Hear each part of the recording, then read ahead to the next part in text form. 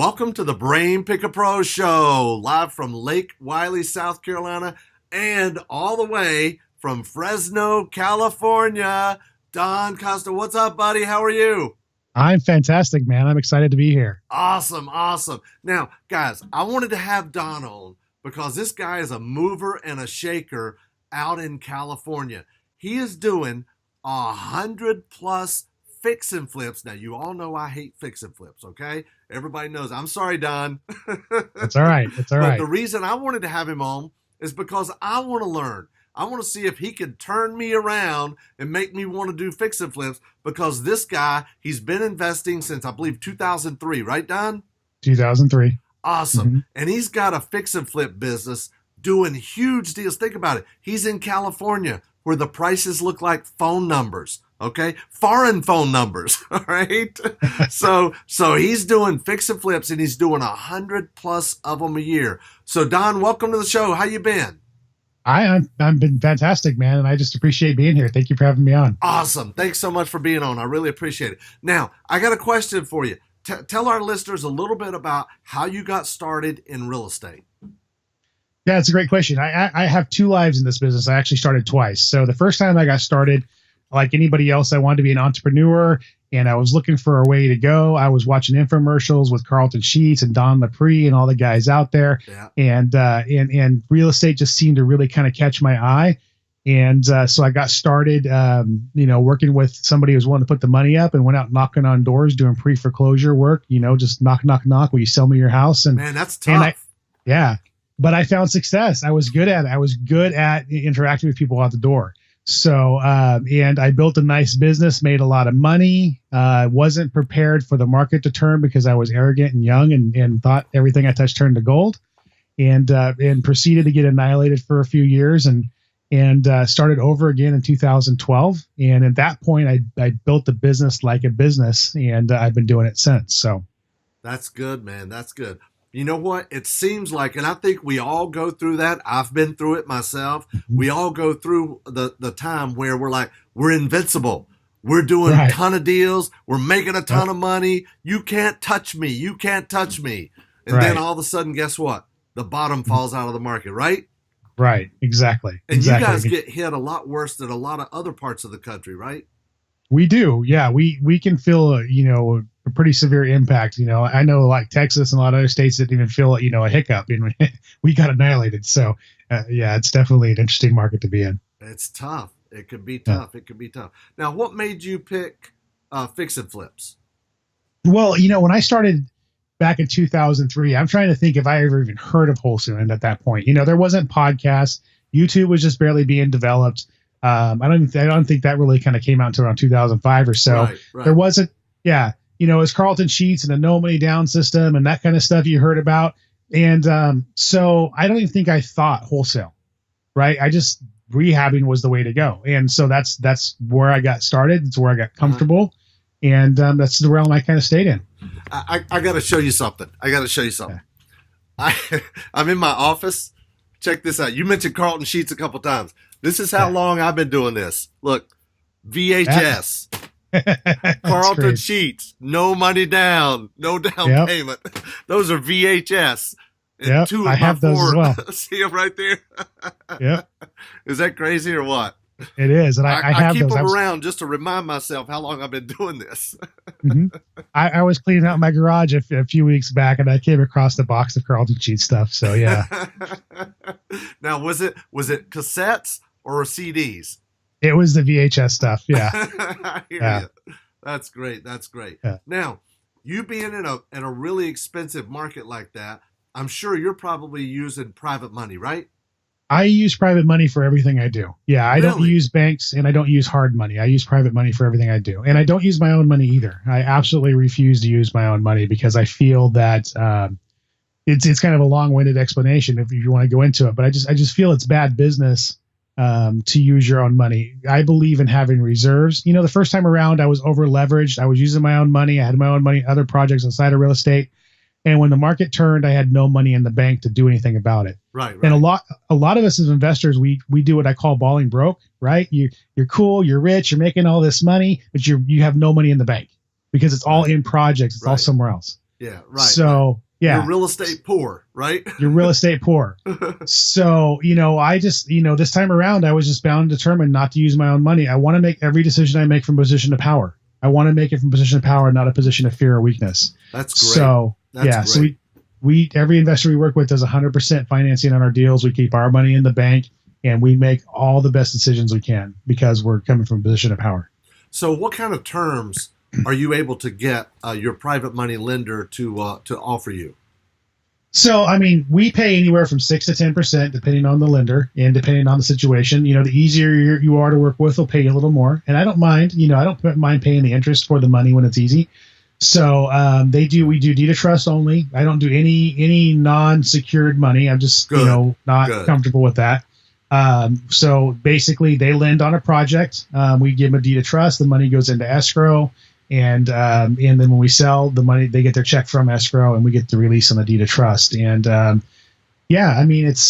do 100% of the purchase, 100% of the rehab, 100% of the holding cost. Some investors, we defer the interest till we sell the project, and some investors we make a monthly interest payment. But other than that, it's just clean transaction. So some of them you're making a monthly interest only payment, and then some of them it's interest deferred. Only, no payments, and you pay them off at the end. Pay them off at the end. That's good. Now, I know a lot of people listening to podcasts and learning and getting educated, they need money to start out, right? Now, I know you at this point, you don't necessarily need the money, but like you said, you believe in creating a business where you're using other people's money. Tell us a little bit about that. Well, it's just in business, right? If you understand business, you can be profitable if you don't have cash flow. You're out of business. And if you are, you can be losing money every month. If you have great cash flow, you can stay in business for years. I had a cell phone store years ago where we basically got all of our phones on consignment. We sold them all out the first month. So our consignment was maxed, and we weren't going to get our commissions for 45 days. So even though we were profitable and successful, we were effectively out of money and out of business. Right. And so I use that scenario in this business because a lot of us be like, say, okay, I have 150 grand in the bank, and this property's all in 145,000. So why not just use my own money? Well, real estate, as you know, being in this for a while, Larry, it's not predictable. You go over budget, you open up a wall and find something, you go over budget. It doesn't sell within 30 days like you think it's going to. There's a lot of things that will happen. And pretty soon now you're over budget 5 grand. So you're 5 grand or 10 grand. So you're 5 grand in the hole, and you're 30 days past where you thought you'd be. And now you're worried about whether or not you're going to pay your rent. And so I don't want to be in that position. Right. I don't want to be in that position as a business person. And so that's the reason why we really refrain from using our own money and structuring the things the way we do. And when we enter these relationships with lenders, we explain that to them. Right. That the health of our company and the fact that we keep reserves is our skin in the game. Right. It's our ability to operate, because I'm the horse you're going to bet on. If you're lending to me, you're betting on me and my ability to get things to the finish line.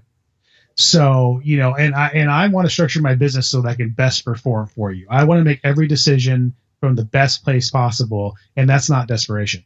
From a position of strength. From a position of strength, and that's how I frame it. So for somebody new, you don't have my track record, it's probably a little harder to frame it that way. I would say still, like when I started out with JV money. I said, you go put it the money, 100% of whatever it takes. I'll do all the work, and we'll do a profit split. And we did 50-50 splits. How long and that's did that the way last? I got started. Well, that lasted. I did that for a good year. I mean, I was comfortable doing that for a good year. And then once After I felt a year, like you wanted to get rid of that, didn't you? I wanted to get rid of that. Yeah, I did. But it got me started.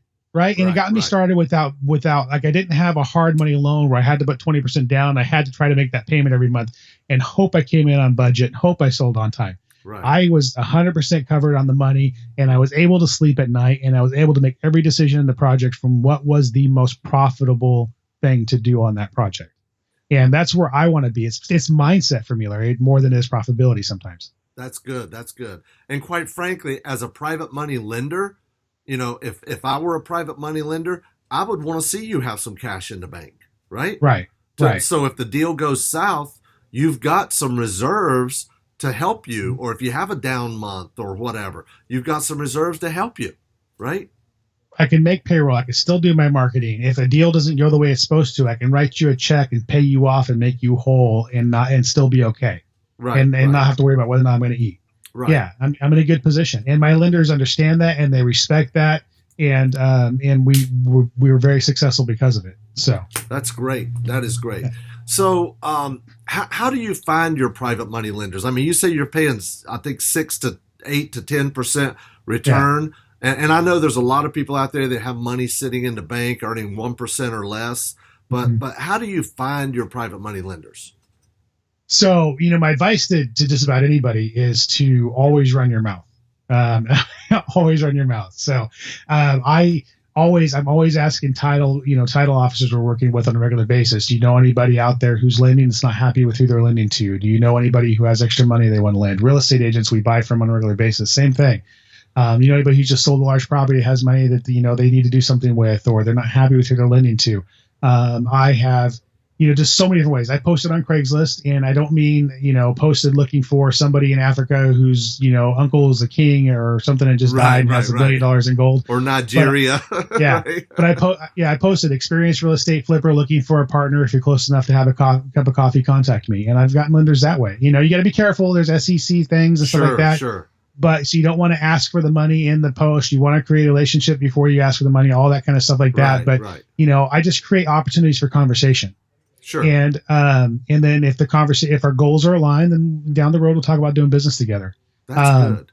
Yeah. I always look for money, even when I don't need it, ahead of time, because again, you don't want to ask for money when you're desperate, because that does not go well in any meeting whatsoever. Right. And it comes through.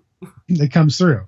So, I tell a story about, just the randoms, right? About running your mouth. I was taking my son from a play date one time, and they were doing some remodeling in their house. And I was talking to the mom, and I handed her my card and said, I flip houses. If you need any help with contractors, let me know. About 2 months later, her brother calls me and says, we just bought 4 houses from this agent. We were supposed to flip them. He was supposed to help. He went MIA. We don't know what we're doing. And my sister said, you flip houses. Can you come take a look at these houses? And I met the guy at one of the properties, and I looked at it and I said, you know what? This will take us about $25,000 to rehab. I'll manage the rehab for you. You don't have to pay me anything. I said, but once I get you out of these properties, I need a private money lender. I want you to lend to me. That's my condition. And he said, okay, well, let's go look at the other 3. And so the second one, I agreed to do it for 25% of the profit. And the third and fourth, I agreed to do each of them for 50% of the profit. And I did it. I followed through with what I said I was going to do. And just think, I offered to work for free on the first one. Guys, Wow. Think about that. I offered to work for free, and to prove my capability. And they became great private money lenders I worked with for a long time. So opportunities you just don't know where they're going to pop up. So shake every bush and run your mouth. That's awesome. I love it. I heard somebody say one time, make 2 phone calls a day for private money. Right. You don't even have to ask for it. You just say, who do you know would have an interest in making some money on real estate passively? Absolutely. Yeah. So I agree 100%. That is good. I got to ask you, what did you do before real estate? Because, in the conversations we've had offline and online here, you're a closer, man. I could tell you are a closer. You're a sales guy. What did you do before real estate? It's funny. My job experience before real estate was working in nightclubs as a bouncer bartender. Really? Yeah. Wow. I was a restaurant. Yeah, I was a restaurant general manager. Yeah. So, and I worked in a fishing plant in Alaska for a while. So nothing really closer related. Really? Really. I'm sure you've studied some sales techniques though, haven't you? I have. I'm huge on education. I'm huge on working with coaches and learning and being part of mastermind groups. I think that they're a very important part of my success. I'm always looking for opportunities to learn and grow. And, the other thing I do, I think that has made me successful is I Monday morning quarterback myself. I give myself permission to fail, make mistakes, but I make sure I learn from them. And I think a lot of people in this business are scared to go in and talk to a seller and ask for the property or ask for the close. Right. They think they're going to screw it up, so they just don't do it. Right. I'll go in there and screw it up, and then all the way back home, driving in the car, I'll be like, okay, if I'd have said this different, if I'd asked this different. And I've just kind of learned, through the years. Right. I run an operation here. We have a couple lead managers answering calls, a couple acquisitions people going out on appointments. We have project managers. I have a fairly decent sized operation, and every once in a while I'll get into one of the roles again just to see if there's anything I need to fix in my business. So I answered calls a few months back, and I went on. I answered 5 calls. I went on all four of those turned into appointments, and 3 of those I got into contract. Wow. And I would have got number 4. And the reason I didn't get number 4, and this is what's key, is I can tell you why. I was talking to the guy, and our number was 120. And when I asked him what he wanted for the property, he said 130. And right out the cuff, I said, "Oh, great, we're not that far apart." And he goes, "Oh, well, I figured you'd offer like 70." And his whole body language changed, his whole demeanor changed. And I realized in that moment that I should have played it a lot slower, a lot more coy, right, and not just like, "Oh, we're not that far apart." It's like I was too fast, I was too easy, and I know that I lost him. I saw his body language change, and I knew I lost him in that instant. And that's because, and I know that because I've conditioned myself to see those things and learn from those things. And I walked out of there going, man, if I would just played that close to my hip and just kind of went, well, I don't know, I probably would have ended up with that property. Made him fight for it. Made him fight for it. Yeah. So, and it's that recognizing those things, those mistakes, and learning from them and figuring out where you can do better. That's the stuff I've done to myself over the years. My hardest critic, right? It's allowed me to kind of develop into where I need to be. Wow. So you got a pretty good size operation there. How many people do you have in your office? So we have, we're decent size, but we're still small. We have 2 project managers. I have 2 acquisitions reps. I'm actually looking for 2 more. So if anybody out there wants to work for us and they're in California, we have 2 lead managers that answer the phones for direct mail and marketing that we're doing. We have a 3rd one starting on Monday. And I have an assistant that's like my bookkeeper, transaction coordinator assistant. That's like the reason why I can even breathe in this business. And then we have a sister real estate company with 7 agents and a broker. So wow. So you're also a realty company. We have a real estate. Now I'm not licensed. I have a corporation that has a broker, and he manages and a broker all the in agents. charge and all that. Yeah. Yeah. Okay. That makes sense. So you're like one-stop shop. If you can't buy the house from them, you can list it for them. Yeah, we try to train our acquisitions team to avoid that because we don't want them to take the easy way out. Oh, we can refer you to an agent to list it, but we can and we do, absolutely. That's good. Oh, I've had a lot of people ask me over the years, should I get licensed? Can you give us a little bit of feedback on if you would recommend somebody else getting licensed versus not being licensed as a real estate investor? I've always heard that, there's some liability in being licensed and being an investor. At the end of the day, I think if you over disclose, you're probably fine. Right. And I'm an advocate of over disclosing. If you're going to lose a deal because you're telling them the truth, and that wasn't a deal to do in the first place. That's a good point. Yeah. People like it when you're brutally honest. Yeah, they do.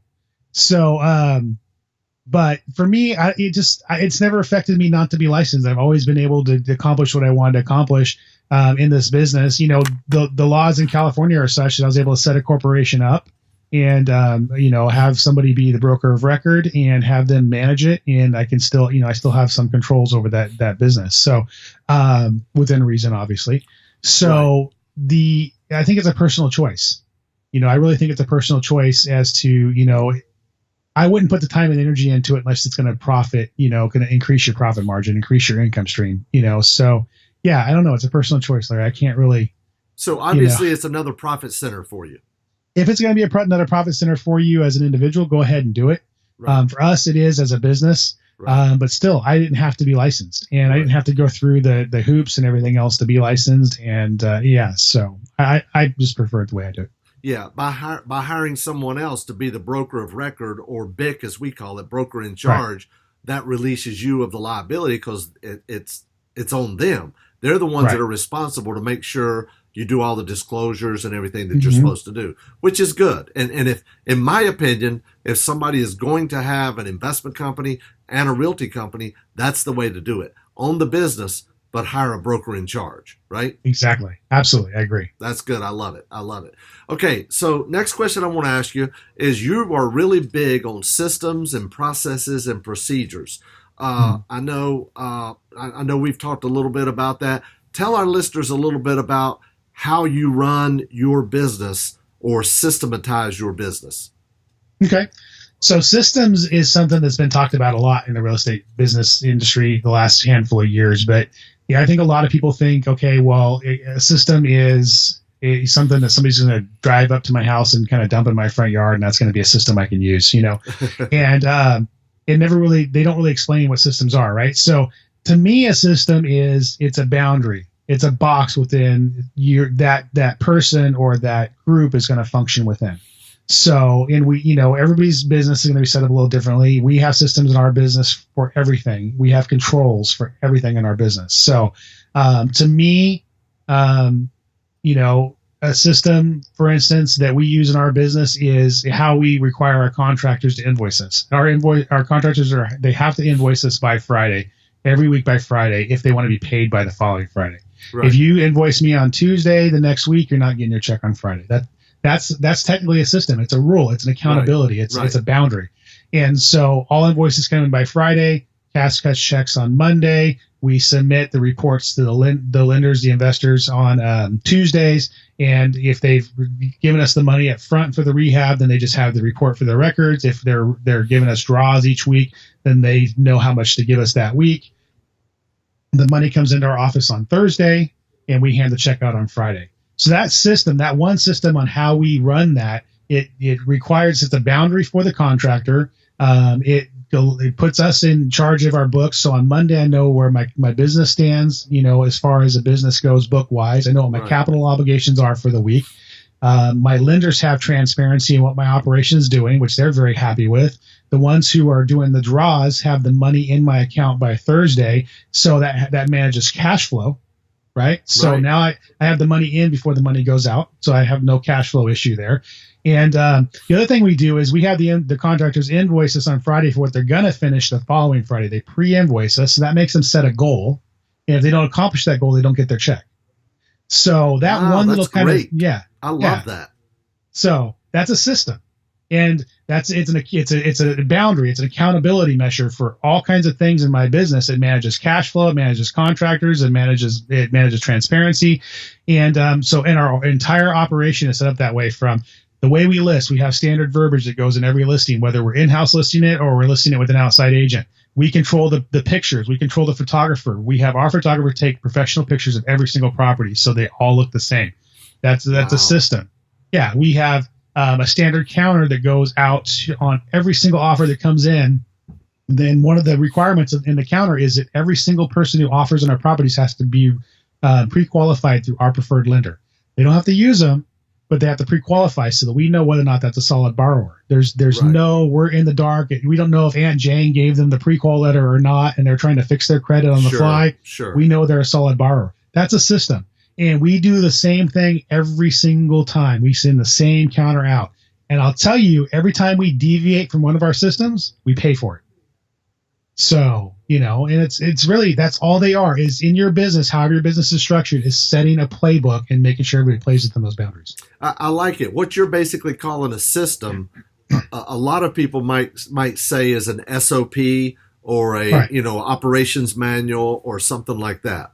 And that's really what they are. Yeah. That's really what they are. Standard practices and operating procedures. Right.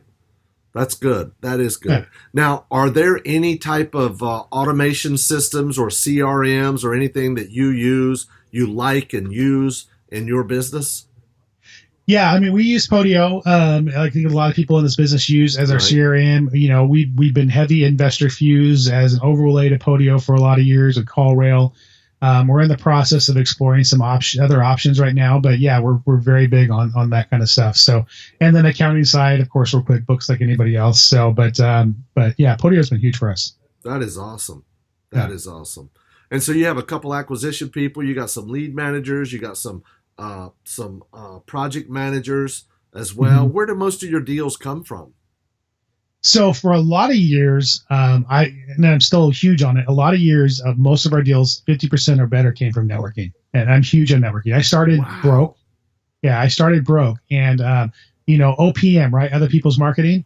Yeah, nobody expects you to go there with it, right? But other people's marketing, if I saw a bandit sign, I was calling it. If there was a Craigslist post, I was calling it. If somebody sent me a letter on one of my properties, I was calling them and introducing myself. And I created a lot of relationships with wholesalers in my market, other investors in my market. They were sending me properties on a regular basis. Anytime I have an opportunity to let an agent know what I'm doing, I try to create a friendship with that agent so then get pocket listings. Pocket listings are stuff that hasn't hit the MLS yet for whatever reason. Maybe the homeowner doesn't want people coming through the house because it's a hoarder house or or something to that effect. You might get that phone call saying, hey, we got this property. They don't really want to put it on MLS. You want to come see it and make an offer. I've had them bring me properties that were listed. We had a property we bought. It was listed for $180,000. The homeowner didn't want to sign on it. They wouldn't let anybody into the property without the listing agent present. And we ended up buying the house for $90,000 because nobody was going to buy it. We put 30 into it, turned around and sold it, listed it for the 180 she had it listed for, and ended up selling it for that and made great money. Wow. So, and that was because I knew an agent that knew the listing agent and called me and said, okay, she's ready to dump this thing, make an offer because, it's not moving. Right. So I'm huge on relationships. And that's where a lot of our business has come from. Now that I pulled myself more out of my operation, it's a little harder to give my network to my acquisitions team. And so we've done a lot. We're very heavy direct mail and internet presence and stuff like that. And so the rest of our leads comes from, outbound marketing, direct mail, internet, and different things like that. So, yeah. That is good. I loved what you said about anytime you saw a Craigslist ad or a bandit sign, you would call them. Because, see, most wholesalers are out there. They're trying to build their buyer's list. You're a buyer trying to get on a wholesaler's list. Absolutely. Yeah. I love it. That's awesome. Yeah. That is awesome. Yep. So what would you say was probably your single biggest challenge when you got started? Myself. You were the bottleneck, huh? I was my biggest obstacle when I got started. My fears, my insecurities, the fact that I didn't believe it was possible. Who believes that you can make, $40,000 for signing a contract or, $40,000 because you rehabbed a property and sold it? At the time, I think the highest paid job I had was $47,000 a year. Right. How dare I think that I can make that on one deal? Is that even possible? Is it believable? Right. So I think that was probably my biggest obstacle, was just getting out of my own way, at the end of the day. That's awesome. That's really, really good advice. That is, because people who are making $40,000 or $50,000 a year, they can't understand that if they do one deal a month, even if it's wholesaling, they could triple what they're making now. Right. Just one deal a month. So, what is your favorite book? I get asked that a lot, and I always mention, Rich Dad Poor Dad and Traction. There's a lot of great books out there right now. Rocket Fuel's a great one. That are great books for developing your business. But there's this one book, and I was a rough around the edges kind of young kid. Got in fights a lot when I was younger. Had a chip on my shoulder, and I had a principal sit me down and hand me How to Win Friends and Influence People. And I read that book, and that's what put me on the entrepreneur track. And then I read Think and Grow Rich, and then I started, really started thinking about, I want to be an entrepreneur. I want to build something. And so How to Win Friends and Influence People has a special place in my heart. And I think, honestly, I think for those of you wholesalers and stuff that are scared to talk to sellers, I think it's a great resource to read through that book, because it kind of tells you how to work with people and talk to people and build rapport and that kind of thing. I think it's an underutilized resource that's been out there for a lot of years, and a great tool for people. And there's a few people out there that need it too. There's a few people out there that definitely need it, just because they're not the nicest people in the world. But I think it's a great book. There's no question about that. There's no question about that at all. In fact, I love that book. And, now it's available on Audible. It is. It is. In fact, I got it. I was trying to pull it up here as we were talking to see if I could find it. How to Win Friends and Influence People. Yeah, there it is. It's coming up now. But yeah, it's a great book. There's many different books out there, and I got to ask you this question. You said that principal set you down and gave you that book. Yes. Have you looked him up and thanked him for that? It was a woman, actually, and no, I haven't. I probably should. I probably should look her up and thank her for that one. Say, look at me now, and it was all because of you. Yeah, you handed me that book, so I'm gonna have to look her up. Yeah, definitely. Good. I want to challenge you to do that. Okay. Okay. Hold me to that. That's awesome. That's awesome. Yeah. So you mentioned traction and rocket fuel. I'm assuming you run your business based on EOS. I don't. I run my business. My business was set up before I actually read the books to a large degree, but most of my functions and operations are a lot like the EOS kind of platform. Uh-huh. So I don't want to say I have it probably dialed in this tight, but we're definitely working towards that. Yeah. And but they're great resources for operating and putting people in the right seat and all that kind of stuff, and how you look at your team and build your team, and they're definitely great resources for that. That is so true. I mean, there's several books out there that are similar, like Rockefeller Habits, Good to Great, Right People, Right Seats, and all that good stuff. So we do run our business based off of EOS, and Monday is meeting day. All day long Monday, we have nothing but meetings with marketing, with sales, with operation, with accounting, and we go over all of our real estate deals for the week. So that's our meeting day is Monday. But I do like EOS. But sometimes I've found, everybody talks about I'm too busy working in my business to work on my business. Sometimes I find we're too busy working on our business, and working in the business suffers. So that's something for people to keep in mind as well. Don, I want to ask you this question. What kind of words of wisdom would you give to somebody just starting out in the business? I would tell them that if you're willing to do the work, right? Hashtag do the work, you can accomplish anything you want. If you're willing to go out there and do the work and get the education, find a mentor, get the education, go out there and take action, you can accomplish whatever you want. Get out of your own way, take imperfect action, start motion. Motion creates motion. And just get out there and make it happen. Whether it's in real estate or anything else you want to accomplish in life, you can accomplish anything you dream, anything you set your mind to, if you're willing to get out of your own way and just do it. That is awesome. That's really, really good. So before we go, what do you need? What are you looking for? What can our listeners help you with so you can give them your contact information and they can reach out to you? Well, like I mentioned in the episode, if there's anybody, near one of the markets I'm in, I'm always looking for great people to join our team. Acquisitions is something I'm trying to fill another place in right now. Always looking for wholesalers to bring us properties and projects. We are serious, real buyers. We are active buyers. And yeah, I mean, if you feel like you have something you can contribute to our operation, or you want to reach out and just say hello, you can reach me at don@fliptalk.com. I do respond to my own emails, sometimes not as fast as I want, but I do respond. And, I'm always looking to create new relationships for new business opportunities. That's don@fliptalk.com, right? Absolutely. That is good. Now, when you're hiring acquisition managers, do you look for somebody with experience, or do you like to hire green people so you can train them? To be honest with you, I like to hire the person first in my entire operation. My project manager was not a construction guy. Cass wasn't what she is now.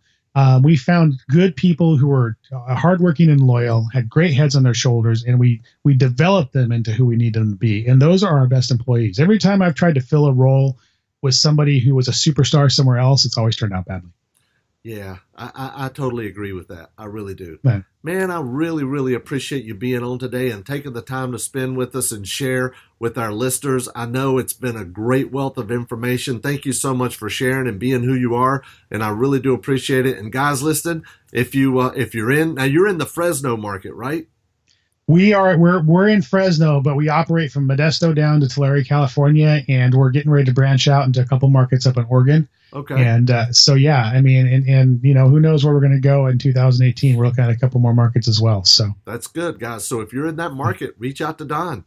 You might be joining his team, right? Absolutely. There you go. Absolutely. Buddy, I really, really appreciate you being on. Thank you so much. I appreciate it.